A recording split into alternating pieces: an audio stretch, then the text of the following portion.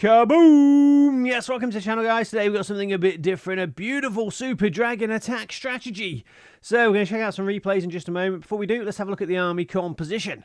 So it's going to be 7 Super Dragons, 1 Minion. Yes, that is Michael the Minion, the most powerful troop in Clash of Clans. 1 Headhunter and 2 Druids. Spells are going to be 1 Freeze spell, 6 Bat spells, 2 Overgrowth spells, a Rage spell, and a Poison spell to sprinkle on top. Clan Castle troops is up to you. If you're going directly for the Town Hall with a Battle Blimp, a couple of Yetis. If you're using the Siege Barracks, just go with all Valkyries. This is the hero equipment I've been using. Giant Gauntlet and Rage Vial on the King. If you can get Healer Puppet and Giant Arrow on the Queen, it's great for air attacks. If not, Frozen Arrow and Visibility Vial is okay. Eternal Tome and Healing Tome for the Grand Warden, and Haste Vial and Hog Rider Puppet for the Royal Champion.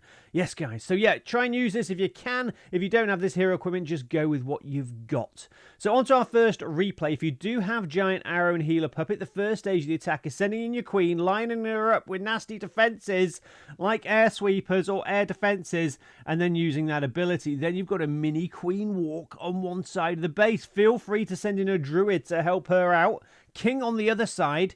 That's your funnel with air attacks, especially Super Dragons, Electro Dragons, things like that. It's really important to get your main army, your dragons, into the base. So you need a good funnel. On this base, Queen on one side, King on the other side. Then we've used the Grand Warden. I think he's on ground mode. Remember to have your Grand Warden on air mode, guys. I always forget. Then, on this base, we've sent in the Battle Blimp through the Grand Warden's ability. If you're going for that method, you want a couple of Yetis, a Valkyrie, and maybe a Sneaky Goblin inside that Battle Blimp. With a Rage spell, they should be able to take out the Town Hall. If you're going for a different approach, different siege machines, if you're going to use the Siege Barracks on one side of the base to help funnel, then try to have all Valkyries inside the Siege Barracks. So just to recap, guys, if you're going to take out the Town Hall directly with a Battle Blimp, a couple of Yetis, if you're using Siege Barracks to help funnel, go all Valkyries, as obviously they're quicker when they emerge from the Siege Barracks later. Send in those bats later on. You've got those Overgrowth spells. What I tend to do is wait until we're about 60-70% destruction on the base, then try and send in the bats. Watch out for multi-infernos, of course, they're really nasty.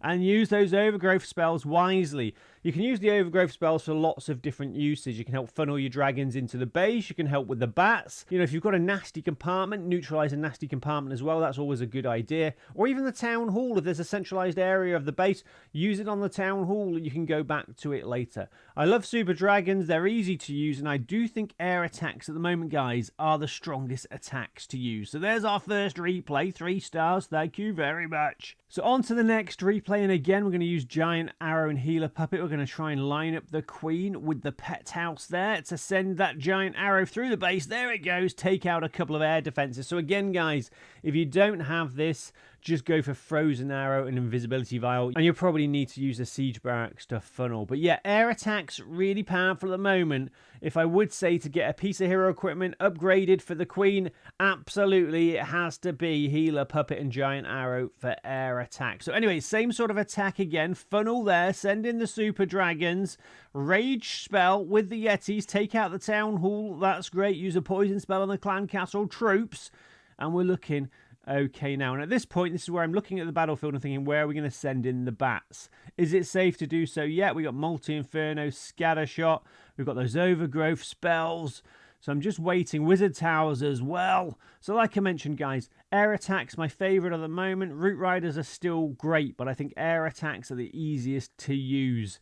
You don't need to worry about walls, of course. So we're sending in the bats on the right-hand side here, guys. And a little tip for you, what I like to do is send in the bats from sort of the edge of the base. You can obviously send in the bats on top of defenses. That's really good for things like scatter shots. But I am sending them normally at the edge of the base. So they sort of just sweep through the base and get to that first defense really quickly, and there's loads of them. That's sort of my tactic anyway. It doesn't always work. We've still got 2 Overgrowth spells left. There we go, guys. So yeah, so just a quick couple of replays for you. This is a great attack to use. Let me know what you think in the video comments. Also, guys, remember to hit that subscribe button and notification bell for more videos like this. And do remember as well, on this channel we do have something called a creator code. That's where you can help support your favorite content creator in-game by using their code before making any purchases. Our code is CodeMoose.